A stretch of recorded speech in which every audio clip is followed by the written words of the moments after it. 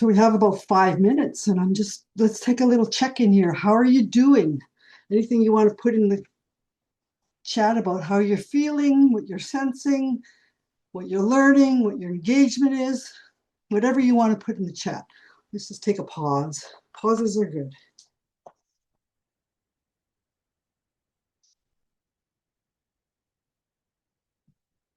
And if anybody wanted to speak, feel free to come off the microphone as well.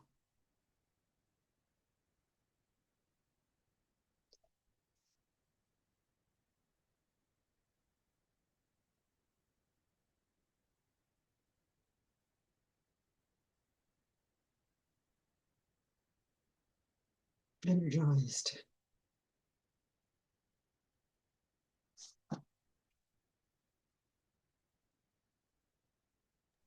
Several people are saying energized. Half body dancing. Ready for more. Yeah. So Ruth said, learning a lot and excited to be at my first event with this group. So who else is the first event coming today? Raise your hand if it's your first conference. Other than Renee, Ruth, Renee, who else? Is the first time? Connie, Heather, welcome. Elaine, Richard, all of you who are coming for first time, welcome. And we hope you continue participating every year with Lily. We have these conferences for the last 9 years, so we hope that to continue seeing you every year. So Renee, is there anything you want to say? No, it's just that you were part of the newcomers, so welcome to the people who are coming for first time. Okay, so we may start a couple of minutes earlier with Oana. Let's do it. So Oana, thank you for joining us all the way from Bucharest, Romania, and you are coming to Victoria too, so that's awesome. I've had an opportunity to meet Oana and have conversations with her in the past six months. And I'm so excited that you're coming to Victoria, and I'm so excited that you're here today to offer us an experience about systemic constellations and how that can be used in our supervision practices. I know I'm using it quite a bit now in my supervision groups, having some fun and learning lots of new stuff and different ways of being in the system. And as all of us know from this morning, we've been talking a lot about systemic influences because our world has gone a little crazy, as you know. So I'm going to pass it to you. You can say what you want about yourself to introduce yourself, and then over to you. Thank you, Lily. Thank you for the invitation. I'm so happy to be here and connect with this conference for the first time and with you all. And I look forward to see some of you possibly at our training that will be happening in Victoria quite soon in May. And it is an interesting time. By interesting, it's a neutral way to say the world has gone crazy. I think that the systemic approach is needed more than ever, because I think we are seeing overwhelm, and there's a genuine need to have a way to give a place to everything without holding it inside of ourselves. And this is I think the simplicity and elegance and beauty of this work is that it's really a simple practice of mapping what is. And when we include something, when we name something, when we create a relational map, we begin to experience a bit more agency. And we have perspective. And that is useful both in supervision, but I guess in coaching conversations. I'm assuming that most of you are interested in applying this in both supervision and other contexts as well. But I think what I like about the word supervision is that it's really, it really speaks of the work, and particularly the systemic work, in which we are able to take this meta perspective, in which whenever we map something, we are able to see ourselves as part of that relational system, to understand what shapes what invisible dynamics shape that, how we are experiencing ourselves in that system. I'm guessing you have moments in which you feel yourself in your authority and grounded, and other moments in which you feel a bit lost. And it's still you, right? So what is happening in the system that shapes our experience? So when we get to map, we get to become more able to have this dual perspective of the embodied experience in the moment in the system. And when we see it with supervision, it becomes information. It becomes information about our own personal edges sometimes, but definitely it becomes information about what's happening in the system, what needs to be seen, acknowledged, named, so that there is more ease and flow in conversations. And this beautiful work is found, it's really based on the work of John Whittington, who is the author of Systemic Coaching and Constellations. It's really a very beautiful book. I would recommend it because it's highly practical. You get ideas of what to apply in your work with teams and individuals, and also in supervision. And I think it's it just brings to surface some of the finer realities in organizations, especially around belonging. And I think when we begin to have this awareness of how belonging shapes a lot of the relational dynamics, we begin to have more clarity and see the system and see the people. They're two things, the role and the person, the system and the person who is bringing their own unique experience into that system. So if you haven't read the book, I would recommend you take a look. It's really a really good book to have in your work as a supervisor or just as a systemic practitioner. And today my intention really is to really offer you an experiential space to be with this, and then to see how you can maybe apply it in your supervision context. And for that purpose, I will invite you to have some objects that you can use for mapping. And if you don't have objects, just Post-its, or if you don't have Post-its, just create small bits of paper that you can write on. And let's take a moment for each of you to do that.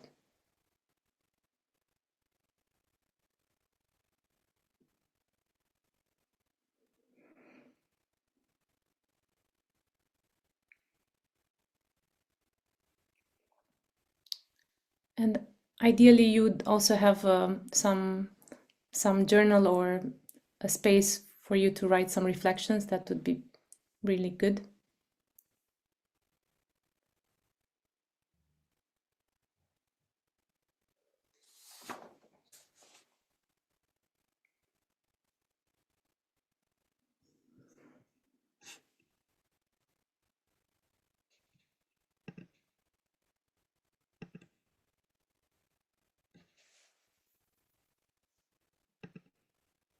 So just give me a thumbs up if you have the objects, or if you don't have objects, just some Post-its.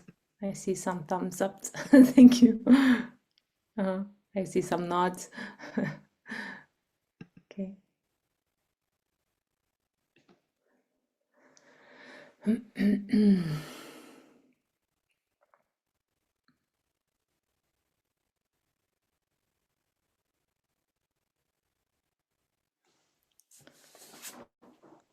And my invitation to each of you is to first take a moment and consider, would there be any relationship system that you'd want to look at?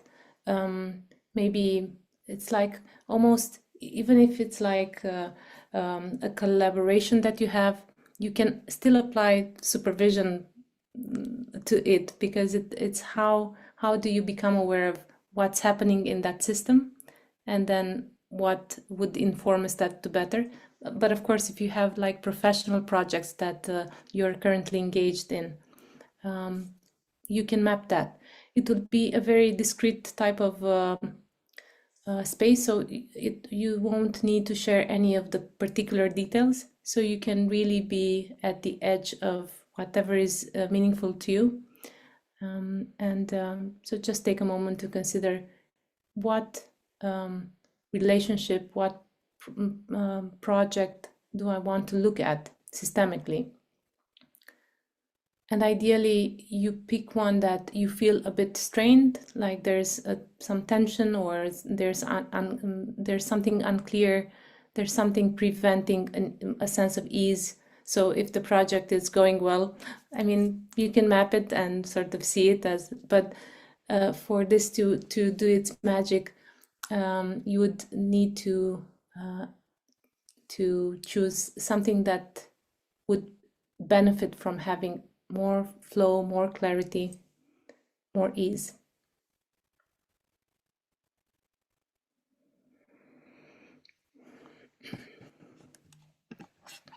And really, as you consider this client or this project or this collaboration, whatever you're thinking of, just take a moment to find one representative, one piece of paper or one object to represent yourself.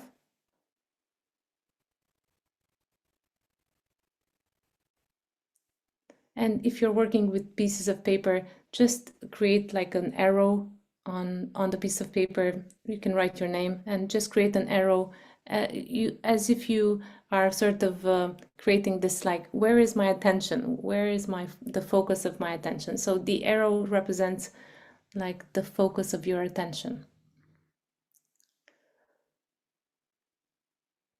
And consider what is the most relevant next element, whether it's the client or the sponsor or the team that you are working with.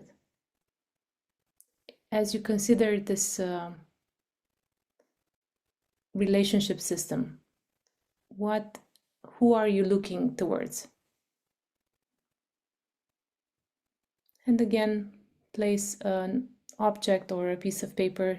You can write the name, like the team. And again, it will be a discrete process, so you can write names as well. So,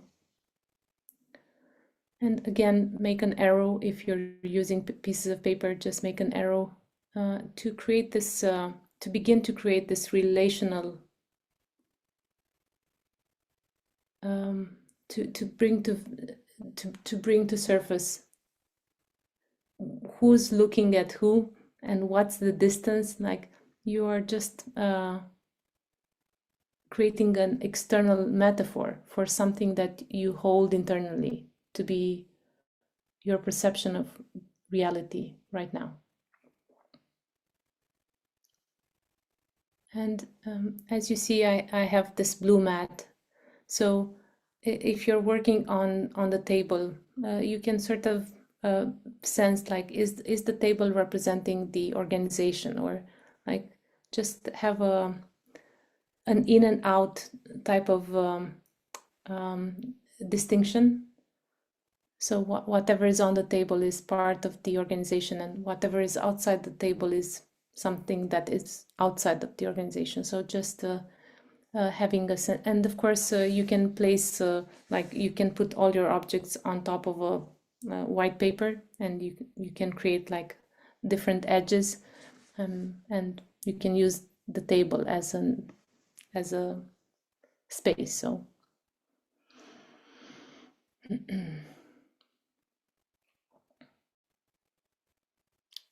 so this is the first step, is to have yourself and the next most relevant element represented. And now the next part is just taking a moment to connect with the map, so that the map becomes a living, embodied reality. Like you're sort of in relationship with yourself in that system, and you can place, like, just connect physically with yourself whether just placing a finger on your piece of paper, and just beginning to sense, like, is this the right distance and orientation? Is this genuinely what I feel to be true right now? So you're just taking a bit of time to just calibrate distance and orientation.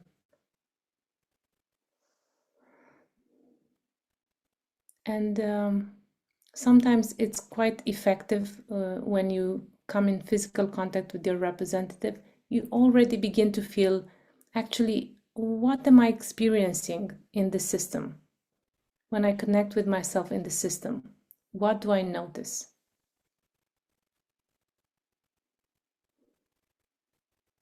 Sometimes there's literally some sort of a different way of breathing, or just an emotion that is coming up. And in a way, the map allows you to access this invisible truth that exists for you in the system.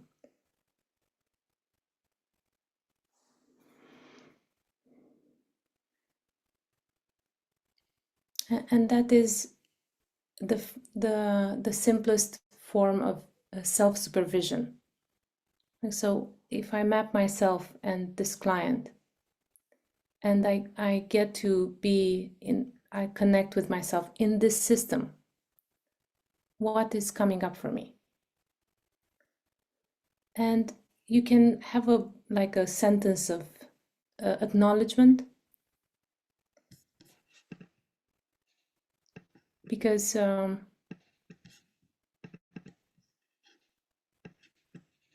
and I just had an example here. So as you connect with yourself in this system, and you notice what is coming up for you, what would be a very simple sentence that acknowledges this just as it is?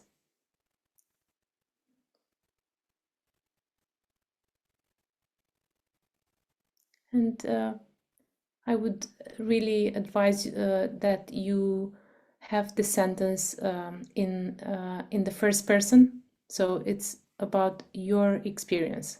I find it difficult to connect, or I'm a bit confused, or whatever is the truth in the moment in the system. Just allow yourself to give it a place.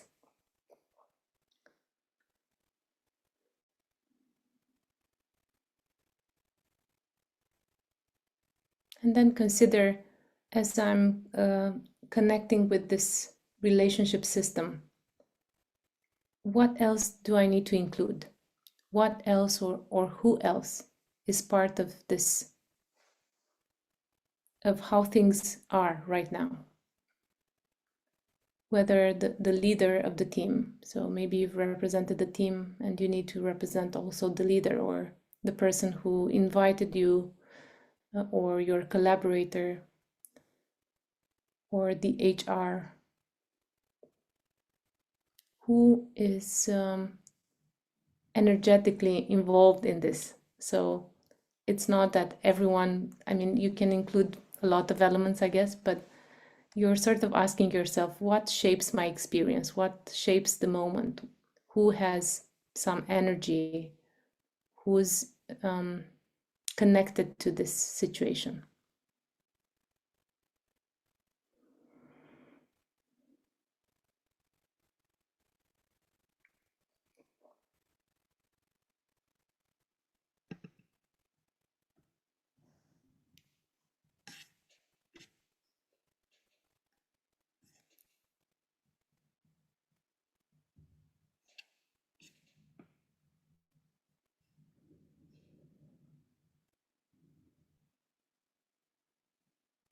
And of course, you can also include elements like the purpose, or the scope of the work.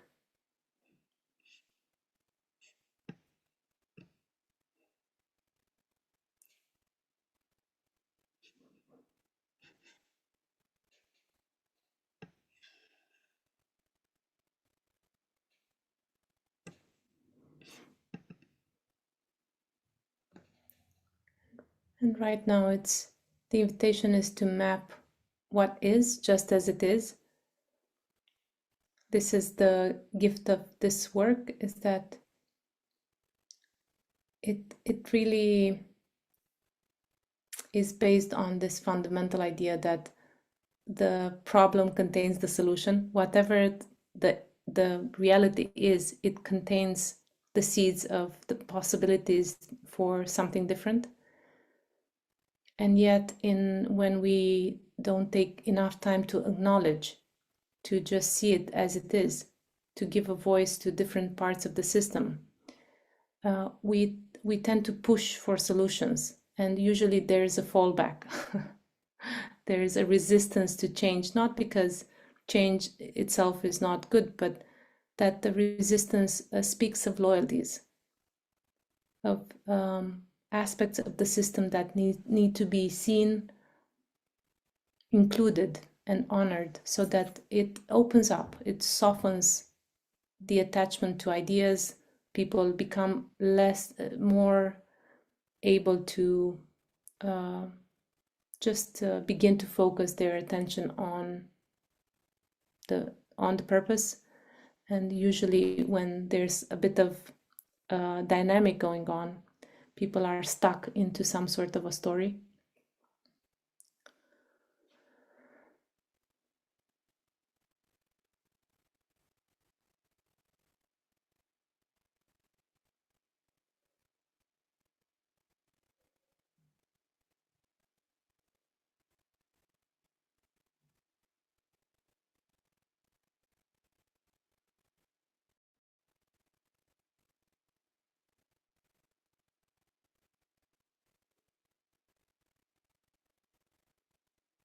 And I would say that as you're mapping, as you're placing, taking a moment to notice what is coming up, what has energy, what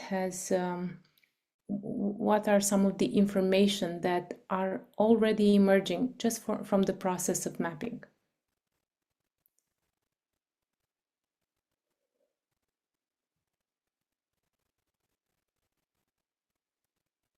So I would say that this is the skill. It's like mapping and really being in that process, and then noticing actually what's happening, what's the information here, what am I observing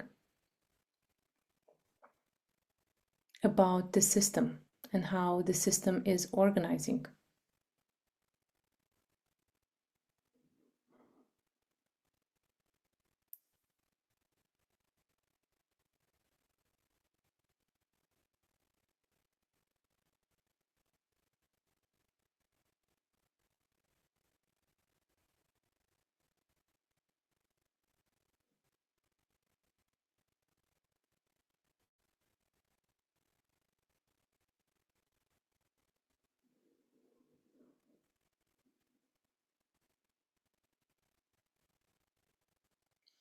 And as you begin to include more elements, and you don't need a lot of elements, just need to include what you feel it belongs, it just is part of the situation you're looking at, the question you're looking at.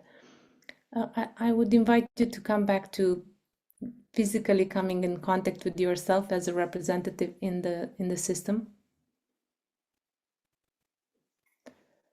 And just notice now what is a bit different now that you have included other elements. Is there anything different in how you're experiencing yourself in the system?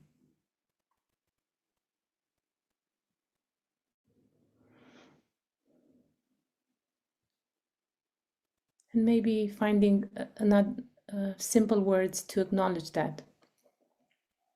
Oh, I can really feel more settled now that I've included the leader, for example. So just simple language that articulates what is actually becoming visible.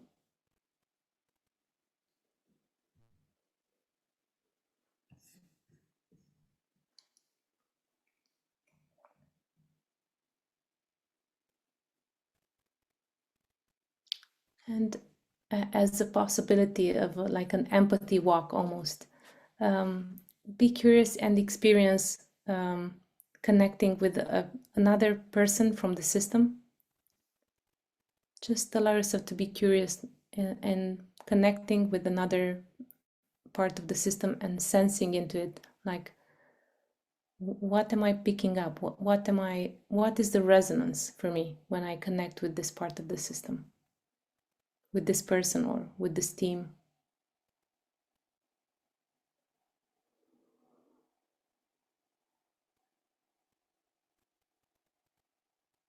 And maybe finding, again, another short sentence that describes, when I connect with the team, I can really feel the pressure.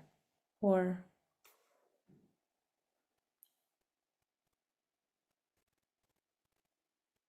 when I connect with the team, all I can see is the clients. Whatever you have mapped, sometimes it's like bringing words to the visual pattern of the map. So the team is looking at their boss or their clients. And it's just, sometimes it's just acknowledging what actually is visible.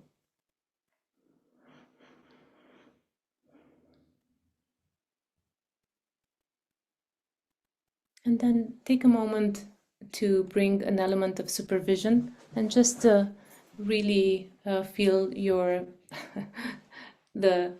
yourself seated in the chair, like leaning back. Because sometimes when we begin to map, we inevitably become quite drawn in the system. Even just by mapping with post-its, sometimes we can just bring the aliveness of that situation. And just notice actually when you lean into your chair and take a bit of distance.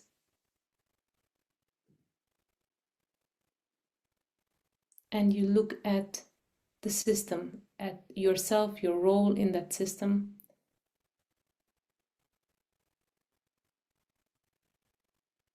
What would you say from this position of taking some distance and looking at the system?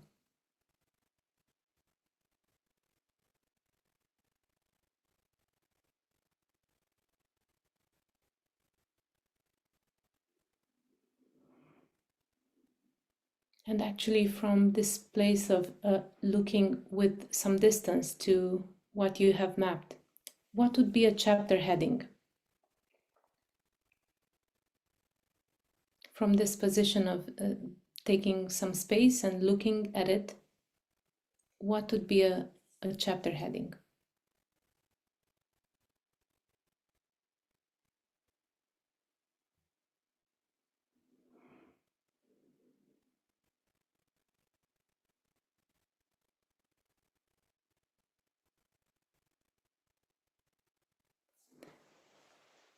And also consider, if there was a step towards better in this system, what would become more possible for you?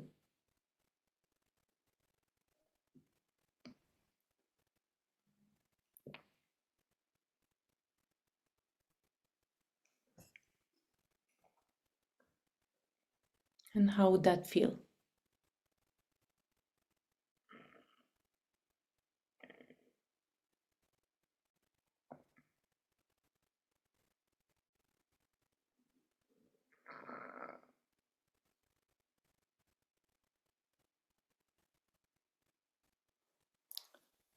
And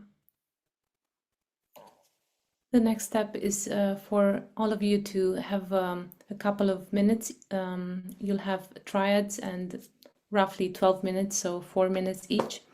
And the invitation is to share what became visible when you've mapped, when doing this exercise, what became visible, and what are some of the what is the chapter heading, and what is some of the truth that needs to be acknowledged, what needs to be said and heard.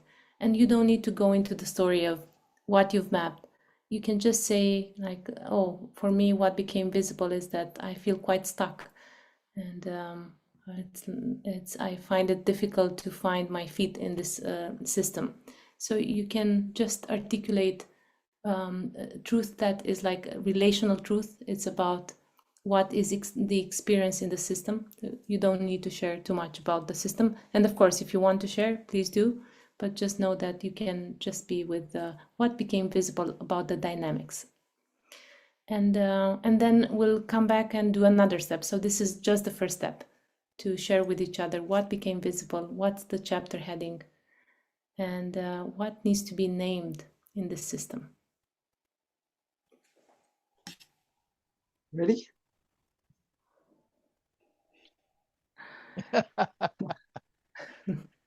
Welcome back, everyone. And I would just open the space for a couple of voices to share what's your chapter heading. And if you want to post it in the chat, you can also do that. But it's like, what's the resonance of the mapping? What's the chapter heading?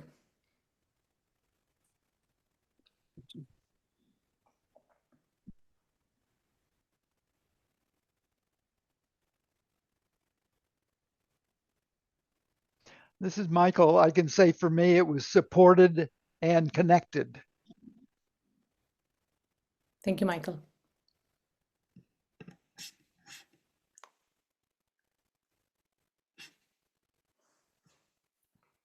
Surrounded by love and support. When the blind lead the blind, they both end up in the ditch. Don't work too hard. I'm just a partner for now. I'm not going to sell a lot of books, but 3 people working together for the first time. I have agency. Closeness isn't everything, or perhaps closeness may not be enough. Simplify.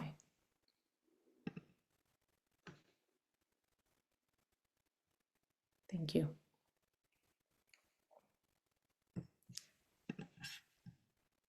Instead of know, how. To be or not to be connected. To be or not to be connected. Distractions are fun.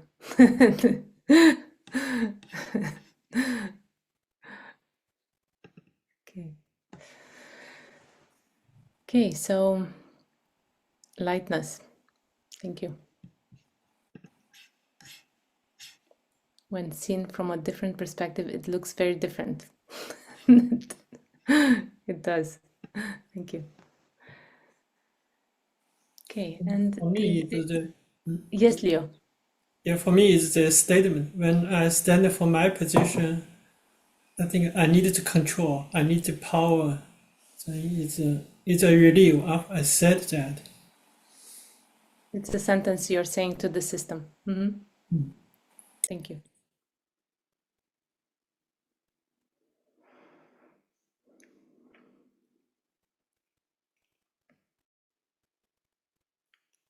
Okay, and this was just the first step. And the next step is, again, in the invitation is to connect with yourself in the system. And so really physically connecting is a way to access the field, to access the information, especially now that you've shared a bit, just noticing as you connect with the chapter heading and also with your intention, what you said you would like to become a bit more possible for you in this system. Just take a moment to consider, is there a step towards better? Is there an actual movement that you can do with your representative that facilitates just a bit more ease and flow?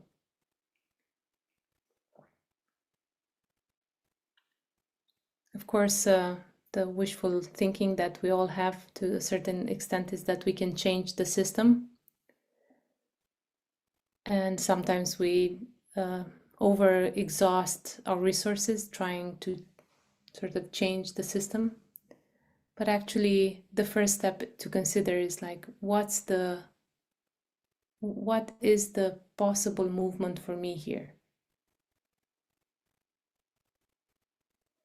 And you can be playful and really test, like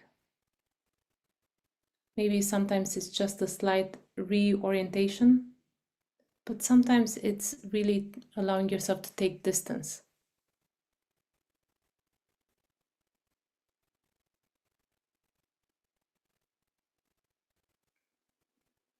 Especially when we are pulled in by some projection or some unspoken expectation that is placed on us in the system.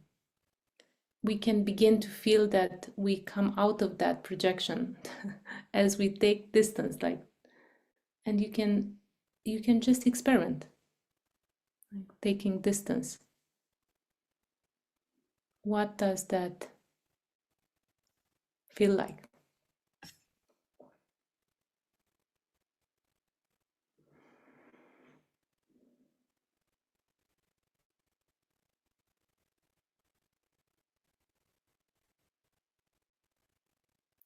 And another possibility is like bringing a resource. What can be a resource for you in this system? What can resource your intention for more flow, for more connection?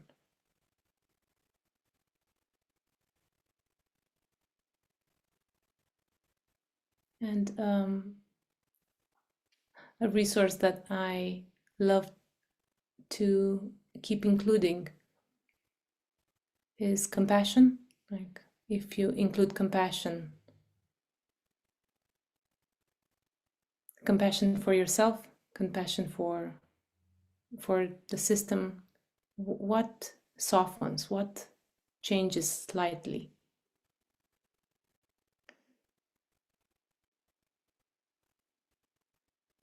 This particular orientation is a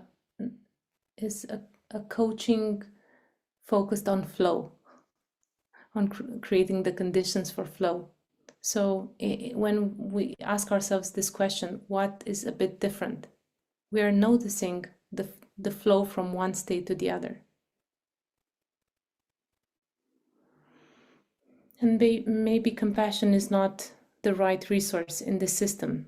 Maybe something around seeing clearly.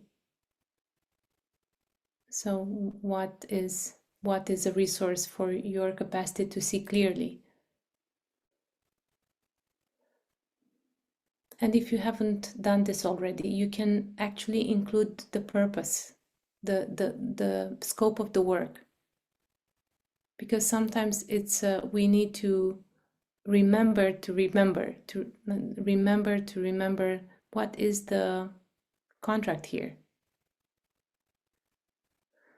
If we've taken a bit too much responsibility in a system, can we recontract in our minds? Like, I'm just a facilitator and my role is, can you, as you find your movement, maybe it's also about clarifying what is your responsibility.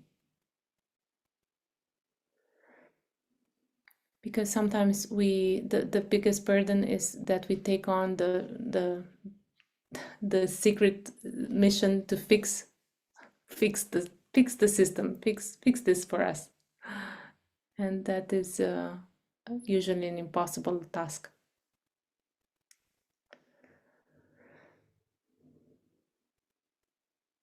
And whenever you're ready, again, connect with your representative, with the resource.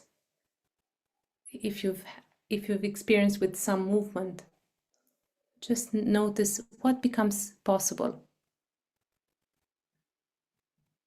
as you consider the movement towards better and include a resource. What becomes more possible for you in the system?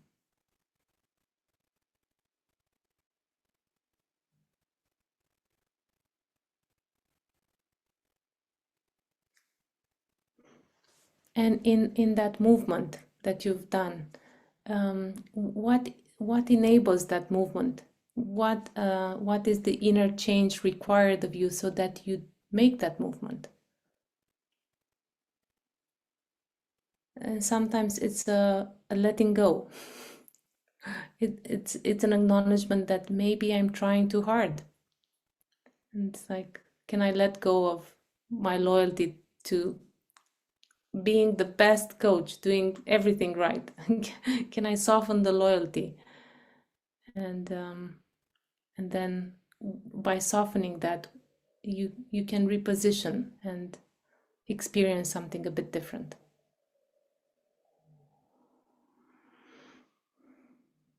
And what new possibilities are you embracing? So as you consider moving, what are some of the possibilities that you're embracing? And what is a new chapter heading? Maybe it's the same, but with a different punctuation, like a different, but maybe it's a different chapter heading altogether.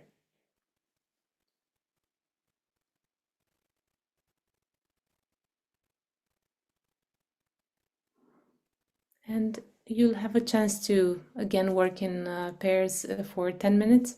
And the invitation is to, again, share briefly what became visible in doing the step towards better.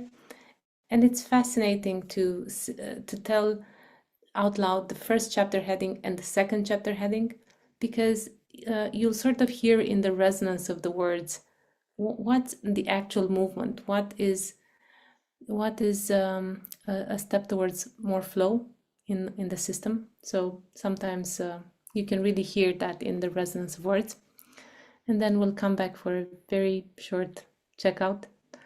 Enjoy your sharings. So how many minutes? 10 minutes? Okay, that would mean you have 3 minutes when we get back. Yes. Okay.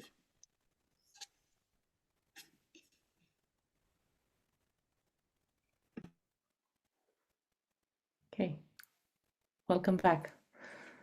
And the hour has like dissipated and to thin air, but I hope that this has been insightful and resourceful. And write your chapter headings in the chat if you want to. What is, and maybe let's hear one or two voices. What was insightful? What was useful?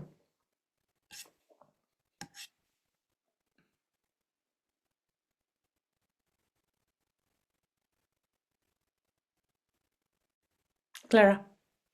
How our systems intertwined. That was so moving. Thank you.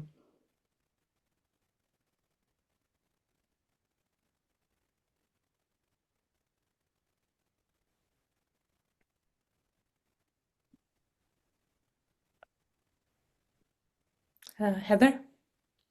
I just really enjoyed the kind of the inner work and then the space for the kind of quite dynamic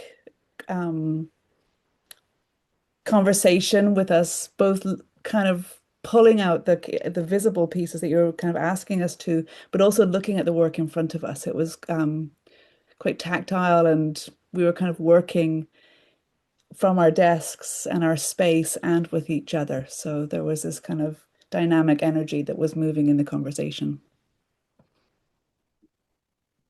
Thank you. Beautiful. Thank you. Thank you, everyone, for just being very.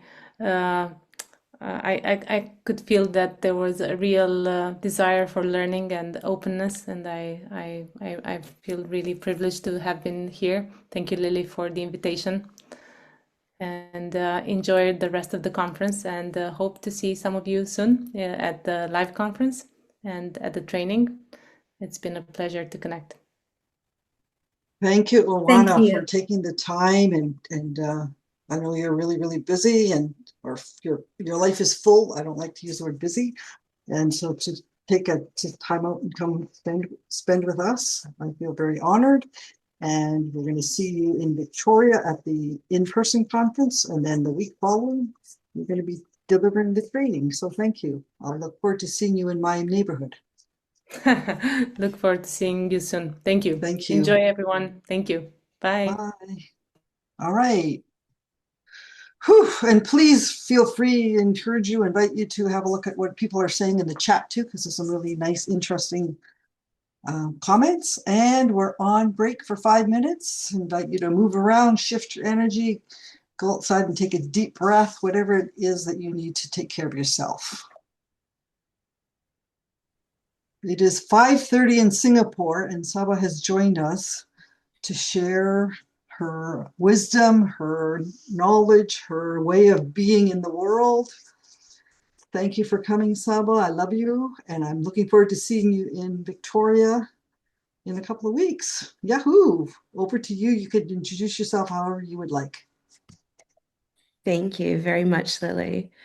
First and foremost, happy afternoon, I think, to many of you. It's a very early 5:30 in the morning, as Lily mentioned, for me over here in Singapore. So I'm so deeply grateful to be here with you all.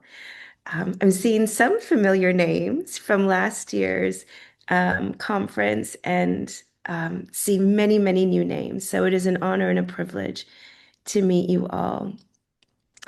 I am going to be talking about something that sometimes is seen as outside of the field of coaching and supervision, which is talking about our pasts. And so I would love to hear from you as much as I hope you enjoy hearing from me. So my session hopefully will be as interactive as possible. So please, by all means, bring your voices in. And in fact, we're going to be starting with something where I'm going to be looking for some really important feedback from you all. So we will begin there. And Lily, thank you for monitoring the chat for me. That would be greatly appreciated. Before I get started, I will just briefly introduce myself with your permission. I'd share a little bit about me and the subject that we're talking about today. It's something very, very close to my heart. And as many people would probably agree, we often come at our work as a result of the work that we need to do in our own inner architecture. And so that is undoubtedly true to me. I was born and raised in Canada, so I am so excited to be coming back for the in-person conference. So Damian and Lily, thank you again for your gorgeous invitation.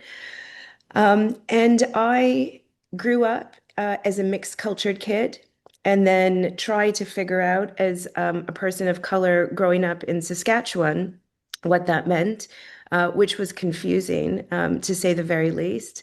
And I was put in French immersion, which I didn't speak a word of English when I started school. And so that kind of added insult to injury. So my confusion around identity started very early and probably still remains. Professionally, I worked in Canada, the US, and Europe. And then 16 years ago, I had the amazing privilege to move out to Singapore.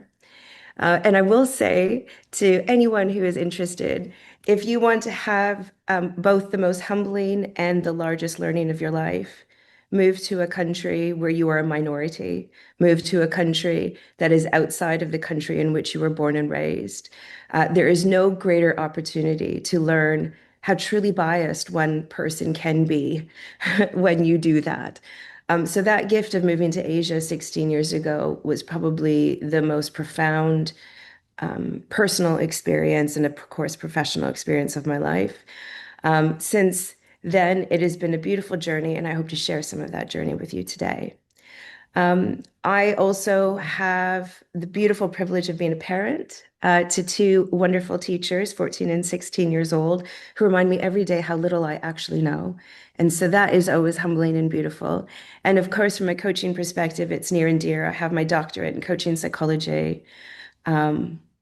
And all of the other beautiful credentials that we like to brag about, but I somehow feel like they're very unimportant when we're having this conversation. But if you want to learn more about me, I've got my details as a QR code on the front cover. So please connect with me if we're not already connected.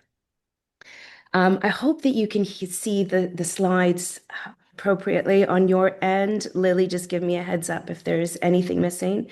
Like I said, it would be an honor and privilege to connect with you, so please don't hesitate to reach out. And today's session is going to be about the quiet influences, and by the way, not so quiet influences of our past in the work that we do. Before we get too deep into it, I'm going to open my screen here so I can see everyone's beautiful faces. So if I may ask, first of all, as a show of hands, maybe just give your hands, or you can use the hands up. Tell me, how many of you explore the past in your work with your clients in your supervision work? Ooh, 2, 3, 4, 5, 6, 7. Okay. All right. So it seems like half of you explore the past in your supervision.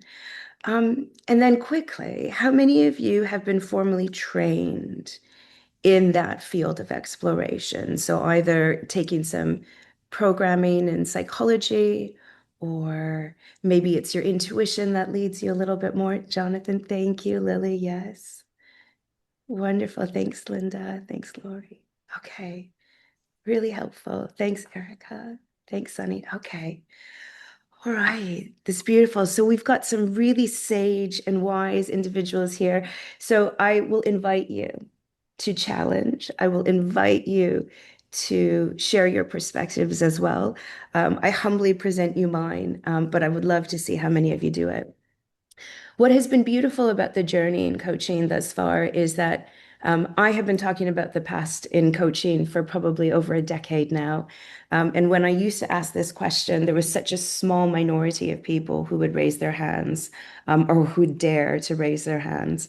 That proportion of the population is increasing extensively, which is beautiful, because I think what it does is it indicates that the complexity of existing in this world started much before some people would believe our physical being existed in this land. But of course, how we see the world is a function of how we were raised within it.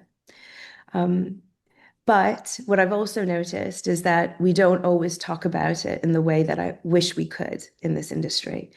And so I hope that we can invite some really interesting perspectives in the conversation today, interesting challenges, and hopefully some wonderful questioning that we can all bring forward in our practice.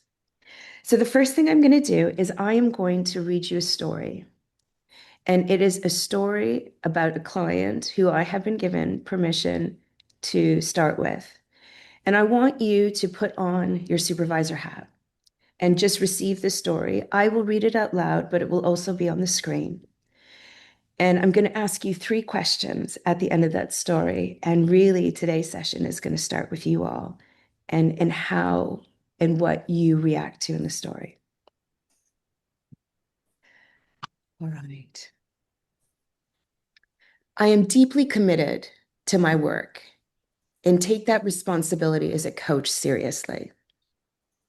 Before I meet my client, I review all my notes. I map out where we've been, what they said last time, what they committed to. I often come in with a sense of where I think the session will go, not rigidly, but I like to feel oriented.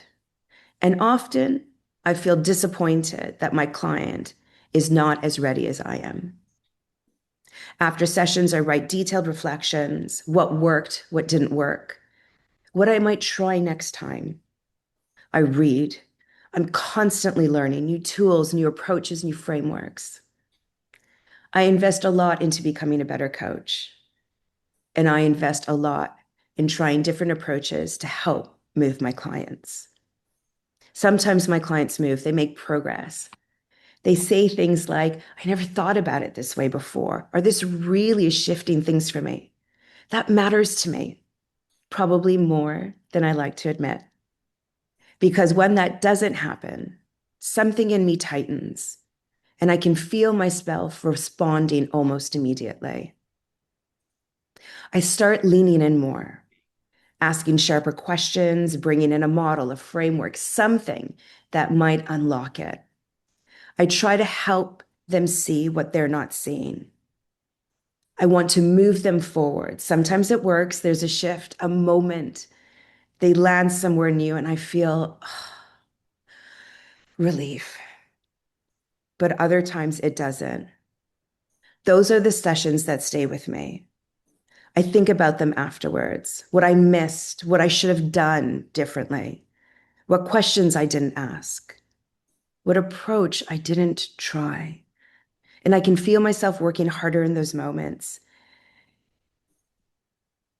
inside the session and outside of it.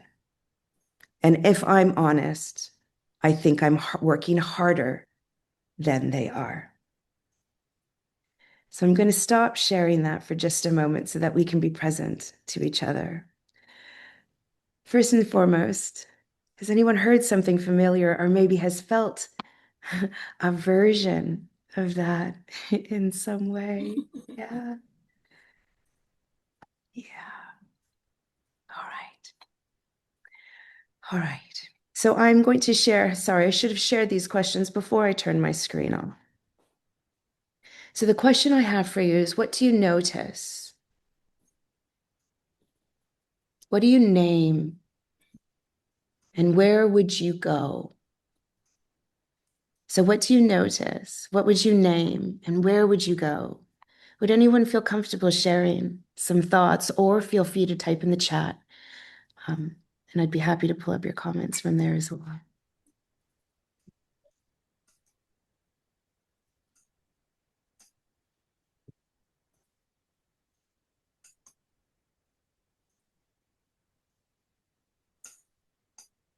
Sapana, the three things that resonated most strongly for me were this idea of being well prepared so that I can anticipate, and helping my client move as if movement was the goal. Yes. And when I'm not meeting my own expectations, I lean in and work harder. Yeah. Thanks, Linda. And if I could stay with you for just a fraction of a second. So if you were to name something, if you were working with this coach, do you have a sense of what is a question or curiosity that you would ask of them? Where would you go first? Where would I go first?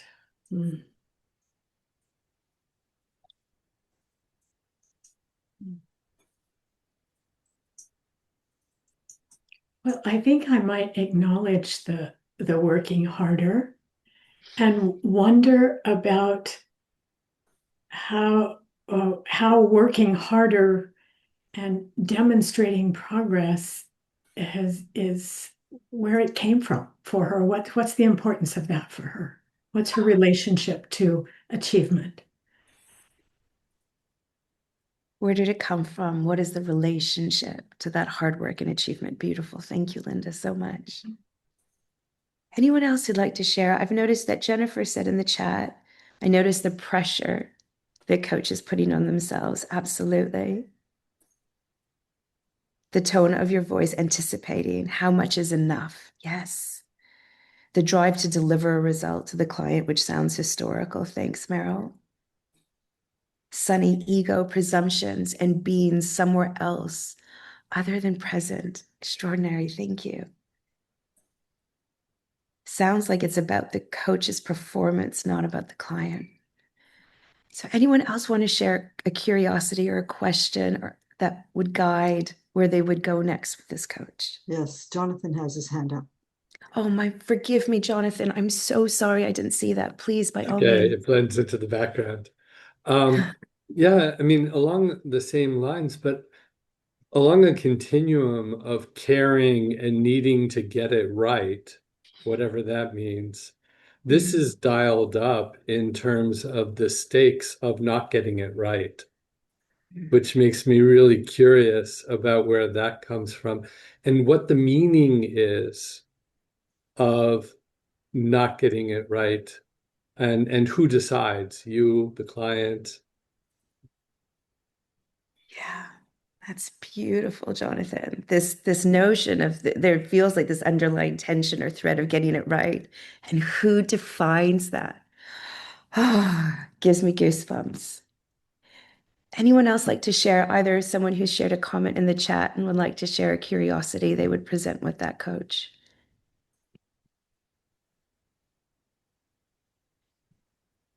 Yes, Damian, I see your hand up. Yeah, And Erica as well. it depends on the relationship you have with the client. If I have a trusting relationship, I may use humor and I may say, you know what, I feel like I'm working harder than you today. What's going on? Uh, but you need to have a relationship and in coaching or supervision, because if the trust is not there and relationship is not there, that is not going to work. Yeah, I love that, Damian. And I feel like it gives me evidence more of the person that you are, which I love that you lead with humor if the relationship is appropriate. I love that. Erica, please come on in. I think I had two questions. One is,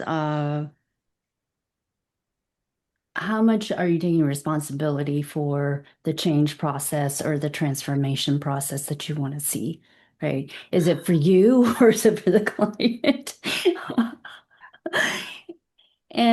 And sort of more internally, like, what does that say about them if they don't see the results happening or they don't see the change or the aha moment? Like, what's the message that they're saying to themselves about their own coaching? Yeah, I love that, Erica. So the responsibility that they're taking and for whom, and what does that infer in terms of meaning of their own worth or how they're doing as a coach or what that looks like. It's beautiful. Sunny, please come on in. I just would want to ask them, what if everything they're thinking about or supposing is true? What would that mean? Oh, Sunny, I love that.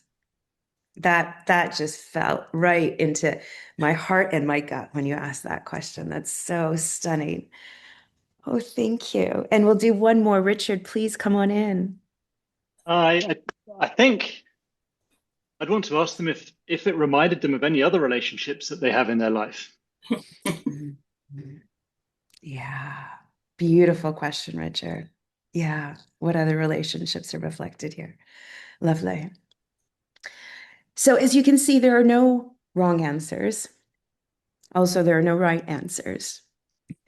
But what I want us to pause for a moment and think about is how much is the way that we would respond reflective of us and have nothing at all to do with the coach and or the coach's client, but is a reflection of our inner architecture that is showing up in service to the work we do in supervision. So I'll bring back my share screen as much as I really don't want to, because I would love just to stay here in dialogue with you. But I wanted to share a concept. So I have a very unique, well, maybe not unique, but I have my own version of coaching definition, which is that coaching is a meaning-making process that explores experiences, past, present, and future, to facilitate developmental shifts that lead to informed choice.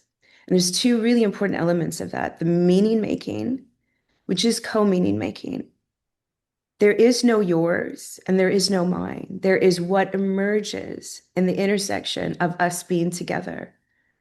Because each of you had so much wisdom and beauty in your inquiry. But also that wisdom and beauty was a reflection of your soul, your inner architecture, your being meeting another's being in a real way. And so if coaching is this mutual meaning-making process, supervision, therefore, is an experience for the coach and the supervisor to examine how their own experiences shape how they listen, interpret, and intervene so that their practice becomes more conscious, ethical, and developmentally significant. The challenge is that so much of the work that we do is the unspoken. It is the thing that sits below what we can name, what we can reveal, and what we can speak to. And so what I wanted to say is that our greatest transformation often begins in the complex interior of the experience, the subjective experience, the place where the world first touched us in ways that felt unsafe, We had no choice but to begin shaping a sense of those experiences to help us move forward. And so when people talk to me or question, Saba, why would you go in the past? It's, you know, there are certain bodies that shall not be named in this moment who adamantly disagree with going in the past. There are some bodies who adamantly say, yes, go, but don't give people the tools to do it ethically and responsibly. And then there's a whole bunch of us who sit at somewhere in the middle thinking about, well, when it comes into the room, it comes.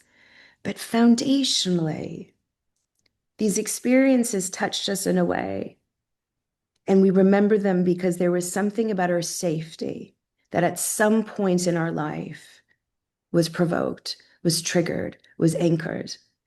And so what I hope to do today is give you a little bit of a framework of how I look at that, how my research and my doctorate and how the now thousands of client case studies that I have done explore this idea of experience and safety and how we can look at that in our practice, whether it is with supervisors, with clients, but most importantly, with ourselves. So I have created something called the Origins Map, and it has 6 fields of exploration. And so I'm not going to spend time talking about the framework because we will get to do that in person. So that is a pitch for those of you who want to come or are on the fence of joining us in Victoria. I hope that you do. The experience we're going to do in Victoria will be enormously somatic. So this is a map. It is a gigantic room-sized map that we stand on because I think the somatic experience is so powerful when doing this work. But I want to give you questions that I would ask in these fields just to elicit some curiosity. And hopefully we have a little bit of time to examine one of those questions together. So the 6 fields of exploration that we talk about, or I talk about when examining the past, are what I call the anchoring fields, which is rules, self, and trust. And they're intentionally designed to be words that will elicit something different for each and every one of you when you see them. And I'm not going to define them because it doesn't matter how I define them. What matters is how you define them, and then how that shows up in the work that you do. So these are what I call the anchoring fields. And then we have the orientating fields. So the anchoring fields is the inner architecture of our core sense of safety. And then the orientating fields, emotions, belonging, and world, is how we then orientated ourselves to navigate this complex thing we call existing and being in the world. And so, again, I'm not going to give you definitions, but I am going to give you a flavor of what it explores, and most importantly, a question that can elicit some curiosity. And I want you to think about this question when we come back, when you think about that client that I shared with you at the beginning. What may be present for them in the sharing that I gave you? So we'll start with rules. So these are early templates of power, authority, and relationship to control. Heavy topics, big topics.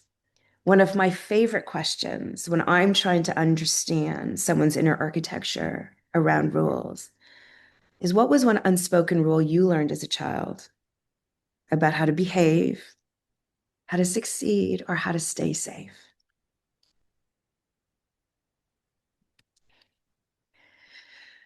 The self, who am I? How do I drive my self-worth and protection? We talked about self-worthiness by quite a few of you in your observations. So one of my favorite questions in this space is, how did you first come to know your value? Was it through achievement, approval? Where did it come from for you? What first gave you a sense of what makes you valuable? I can't even say that without getting teary for myself, so you can kind of see where my work might also come from. But how extraordinary.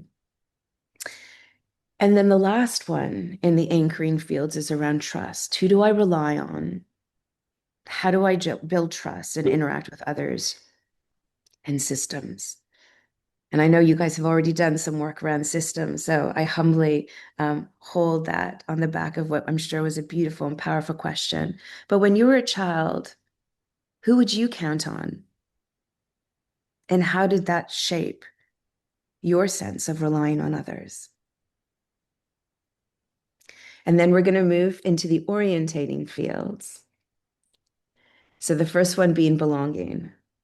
And this one's a heavy one for me. I'll name my bias right away because I'm still trying to figure that out. But where do I fit and how I learn to navigate social norms? So what is your first and earliest memory of fitting in or not fitting in? What happened? What did you explore? What did you notice?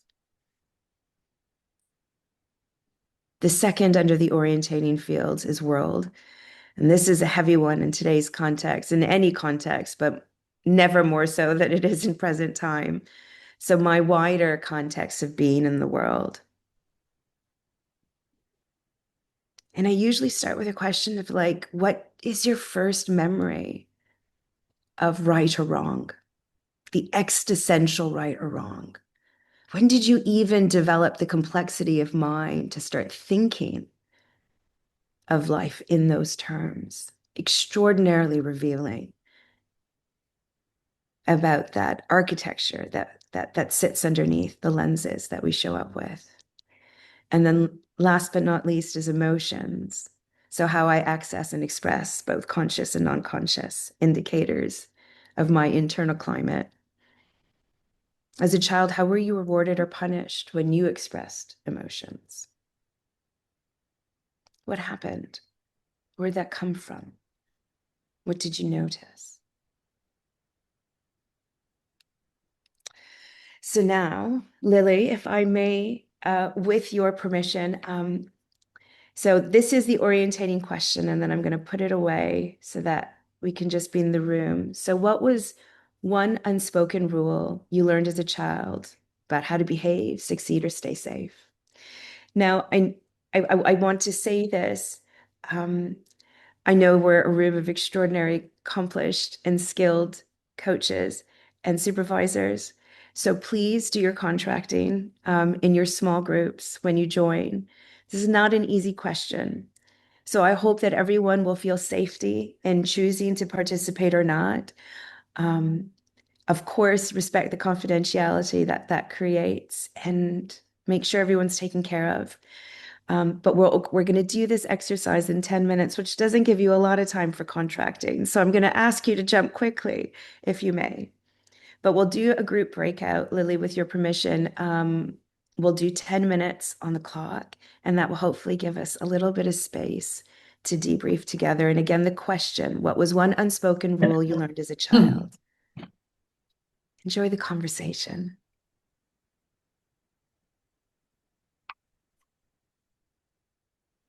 So I would love to hear from any group that feels comfortable sharing in whichever way feels right.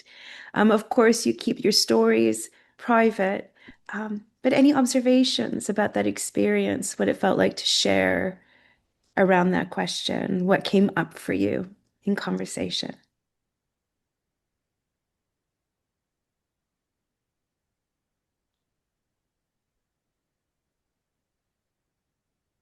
Yeah, Erica, I see your hand. Go ahead. I'm going to get really emotional because it's, I think that question is so powerful. I mean, I felt like it was a deep, deep connection for me. And I think for the others in my group. And just, I think it helps us to understand who we are and how we show up in the world. So I love that you're doing this work. I saw you last year, and I'm so, so thankful that someone's doing this work in this way. Thank you so much, Erica. Thank you.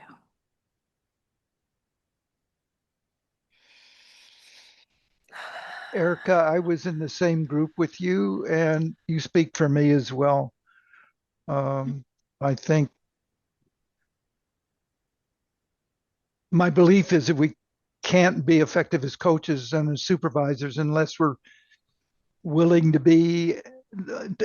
model and be upfront about our deepest vulnerability, because that gives space for our clients to be vulnerable. And it's absolutely necessary for healing. Thank you. Thanks, Michael, for that. Jonathan, come on in. So one of the things we talked about around rules is there are the rules where we learn it's not safe to do something, but there are also scenarios where there's no proof it is safe. So we don't know, but so it's still as powerful potentially because there's no evidence that this would be a good or safe thing to do. Yeah, absolutely, Jonathan. And, you know, embedded underneath that is the permission that we give ourselves to be curious. You know, as an immigrant, I was very seldomly ever given permission to experiment. I never felt like I had that right because I was so fearful, and so my existence felt so fragile. It was this notion of, you know, I should be so privileged to be even allowed to breathe in the ecosystem that has accepted me. And so even this idea of having the courage to experiment where we don't know is so deeply reflective of our inner architecture, what we allow ourselves permission to do and what we don't. And not knowing, oh, how wonderfully complex that is. So thank you so much for bringing that in, Jonathan. Gorgeous. Layla, come on in. Hey. I think what also surfaced in our conversations in our group is some of these rules could be from the small family, whether it's from the father or the mother. Some of it could be from ancestors. Some of it could be from society, the norms of the society, religion, who gets to dictate the unspoken. So it's multi-layered. It's in the, I certainly come from a country where we were colonized for 132 years in Algeria, colonized by the French. So that also comes with lots of uncertain rules, is how you show up and how you fight for yourself and how you, so it's really multi-layered when we look at it. It's like who gets to set these rules or unspoken rules, and which one do we need to follow? And are we rebelling against them, or do we give ourselves the permission to rebel, or these are just there and everybody has to follow? So I'm being with all these. It was a very rich conversation. Thank you for the space. And thank you for that sharing, Lila. That's so beautiful. You know, the work, we didn't talk about where this work came from, and we didn't talk about the empirical evidence base that sits underneath it. But it is based on thousands of hours of coaching, and it is based on a team of coaches or a group of coaches who all had a minimum of 20 years experience in this space. And so in order to have academically viable context, we need to define everything. What does this mean? What does this mean? What does this mean? And so I had to play that game for the academic rigor. But in practice, I remove all definitions for exactly a reason. Because who are we to define where it comes from? Because the more context we put in, what does rules mean? What does trust mean? It is imposing a framework that is not theirs. Absolutely. And exactly for the reason you suggested, is that rules can be beautiful and safe for one person, and it can be constricting and limiting and burdensome for another. Identity is the same fluidity, and where it comes from, how it comes from. And so while there is a lot of, research around what fits underneath this and how that correlates to leadership behavior, in practical life, who gives a shit about any of that? Absolutely. I couldn't Because agree more. at the end of the day, it doesn't matter how I define it, how the world defines it, or how anybody else defines it. It matters what it means To me. to you. Absolutely. Yeah. And as Erica and Michael shared in their, it is at the core of the essence of who you are. And that's the part that matters. Absolutely. Beautiful. All right. Now there was a comment made. Michael, I think it was you, but please forgive me if I'm not fairly attributing the statement, but someone had made the comment about healing. And so the other thing that I wanted to say right before we wrap up in the last few minutes is the ethical responsibility about the boundaries of our work, where it fits and where it doesn't fit. So I'd like to share one more piece with you, if I may, and then we'll close up. Healing versus integration. Is there a difference? For some of us, there may not be. But ethically, we do have boundaries around how we look at this work and where we go. And so I wanted to name this very intentionally in this work. In my interpretation, this work is about integration. When we look at healing, healing is often this idea of restoring wholeness. It's orientated to repairing pain from the past and reducing suffering. Often involves revisiting and working through pain points or trauma, big T, little t, it doesn't matter. So the wound no longer defines one's present experience. In the field of coaching, when we're looking at integration, it's about recognizing, accepting, and incorporating all parts of one's story into a coherent whole. It's not about repairing. Now, it could be a byproduct that you repair, but it's not about repairing. It's about expanding awareness of narratives. So they no longer drive the non-conscious behavior that we lead with. And it's about becoming part of a larger, more empowered identity. It's about making visible what exists non-visibly. I also want to talk about the difference in focus. So the focus in a healing intervention tends to be about making peace with the past, healing old wounds. Whereas from an integration point of view, it's about acknowledging the narrative, understanding the relationship to the behavioral tendencies.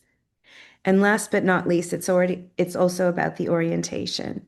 So often healing is retrospective, restoring what was once hurt, whereas the work in supervision and coaching is often forward-facing. So how do we use that awareness to restore choice, conscious choice?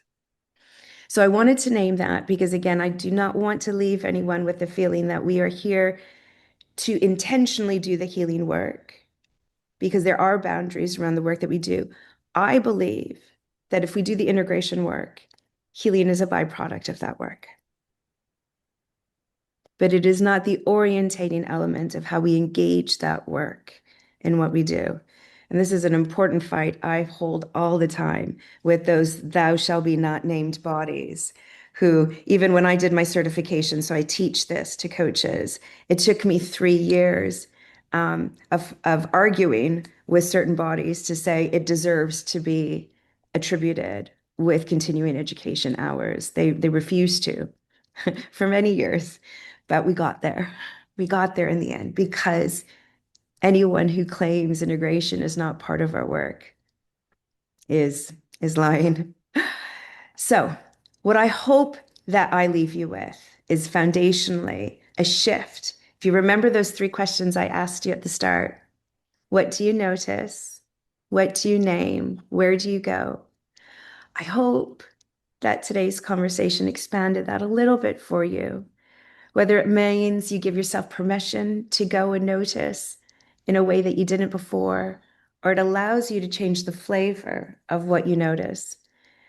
But I hope that you hold our inner architecture as leading us all of the time. So let's give ourselves permission to meet each other in that mutual co-meaning making space. Thank you so much for the privilege of your time. I am delighted I'm finishing on time. So Lily, Damian, I hope I give you enough space. And thank you all. And I hope for any of you who are able to make it for the face-to-face that I see you then.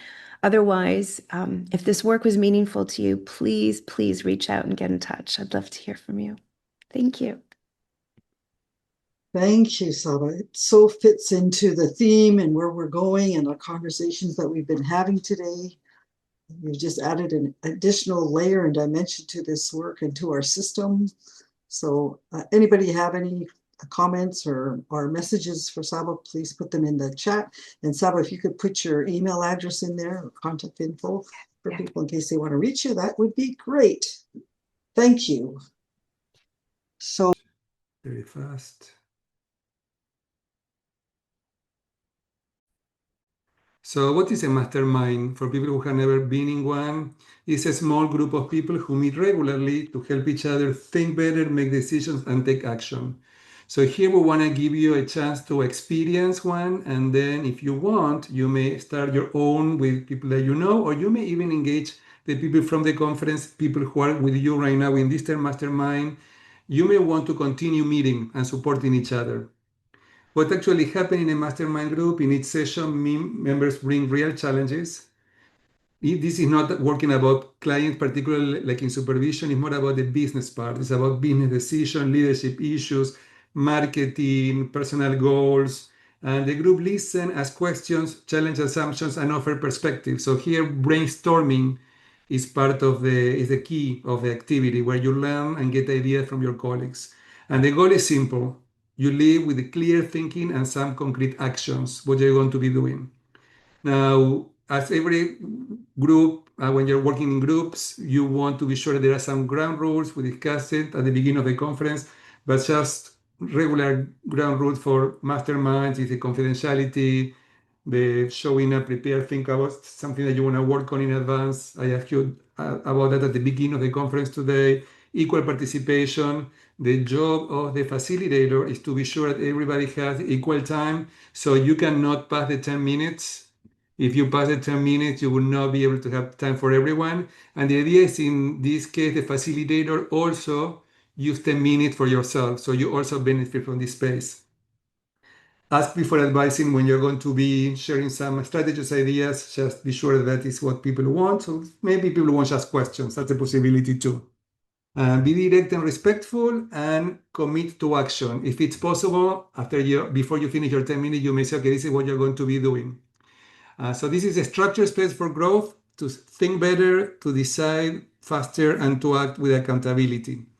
And if at the end you feel you want to continue the conversation, you may set up, exchange emails with the participants. It's a small group of 4 people, and you may meet again. We're going to be meeting in person. Some people will continue doing that in person. We'll be meeting in Victoria, but the other people who are not coming to Victoria, they still can benefit from that space. So with that in mind, any questions before we go to groups? Lily, anything you want to add or anything you think was not clear or? no, I'm going to stay in the main room and monitor if people get dropped out. Just contact me with the information that you had, and I'll get you back in as fast as we can. Great. So we have 50 minutes. The idea is to be back in 50 minutes, and we will ask for a couple of volunteers to share the experience, and then we will wrap up the conference.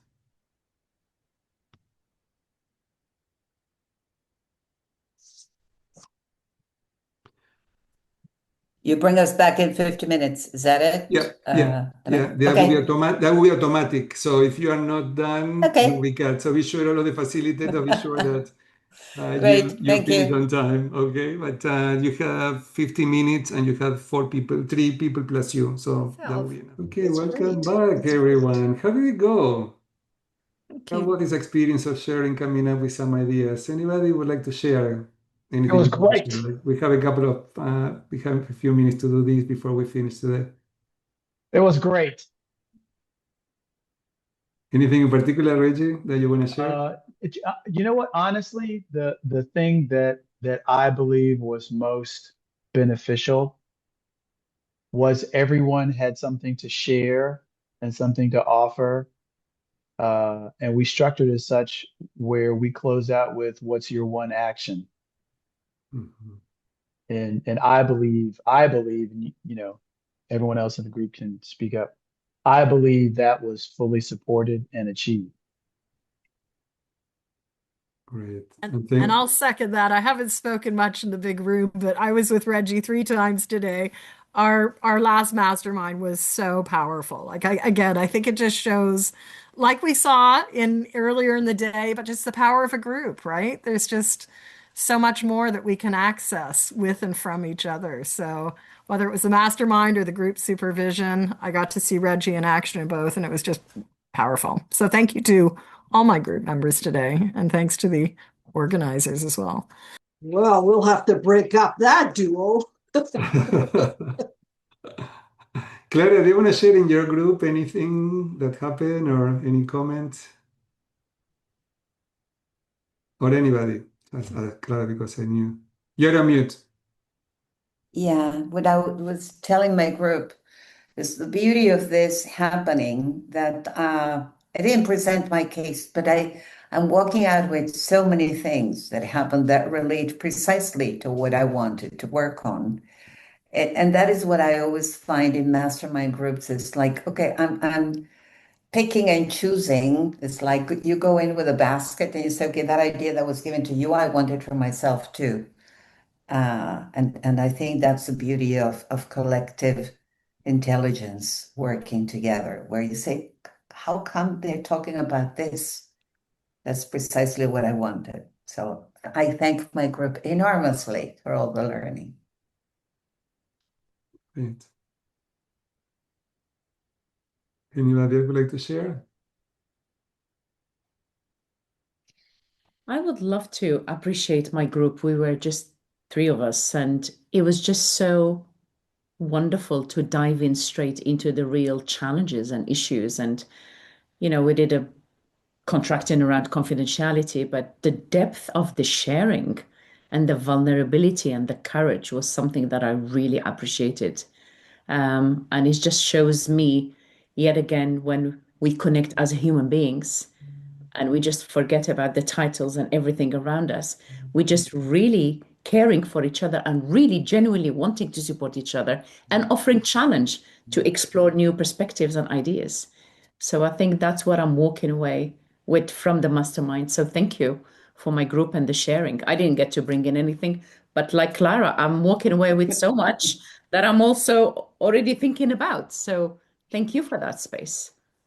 Yeah, I want to thank you for staying till very late. What time Leila is in Turkey now? It's 2:38 a.m. I Oh can't my wait to God. go to bed. Thank you. Thank you. That's commitment. So I want to thank you and Clara and Reggie and Pleasure. Richard for facilitating this space. Pleasure. And Richard, anything you want to say before we start wrapping up? We were flirting between brainstorming and sort of coaching type questions, and noticed that it did sometimes feel a bit uncomfortable to jump straight into advice or suggestions and not use our normal coaching toolkit. And so we could reframe that as a behavioral stretch or whatever, but that was some of what we were living in our group. Great. Uh-huh. Well, great to hear. I'm glad to hear that you have positive experiences. With Lily, when we plan these sessions, we negotiate. Okay, we say she want the, I want the, like what we're going to do. And I want to thank you, Lily, for giving me the opportunity to play with this space. And I am glad that was of value for the participants. And now what we have, anybody want to share anything else before we move on? One last chance. So Lily, if I am not wrong, our last activity is a 10-minute final debrief in Triad. Or do you want to do something else? Or do you want to change our plans? Well, let's do the little debrief in triads, and then we'll do the closing, acknowledge the sponsors and the presenters and the supervisors, and you just acknowledge the facilitators. And then we'll end with a beautiful song. Great. So am I supposed to do that? What you're supposed to do? You're supposed to do all of it. Okay, so this next part is around harvesting the learning. So we're going to invite you to join a group. I'm going to mix them up again. Automatic assignment, recreate the groups. We're going to have, how many groups do we want here? I think it's all shifted up now. And just talk about, what have you learned? What are you going to implement from this conference? What's sitting with you? What's provoked you? Whatever you want to share in the little group, just to sort of ground what we've learned. And we'll do this for 10 minutes. Okay, have some fun too.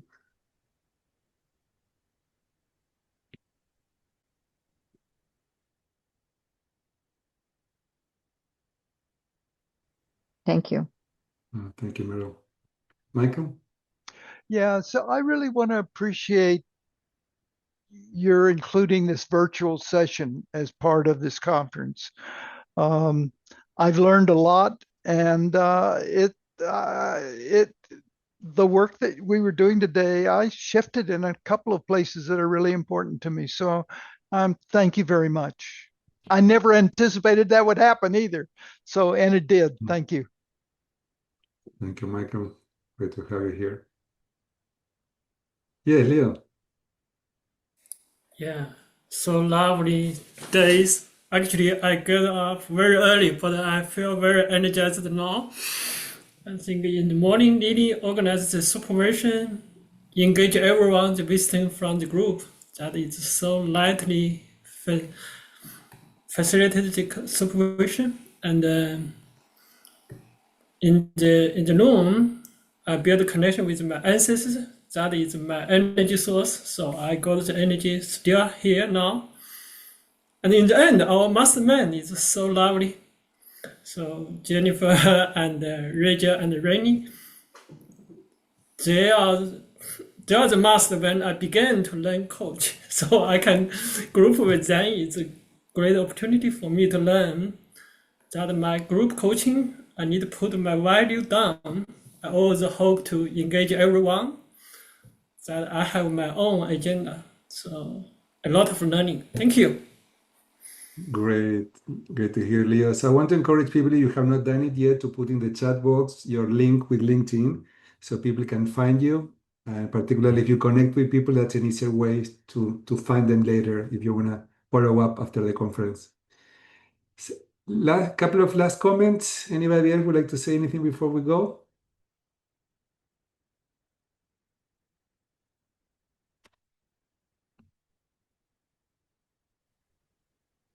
Yes, Richard, go ahead. So I wanted to recognize, or at least my sense making of part of what's happening here is that this is an act of collective leadership for the profession. And it's an honor to be part of that.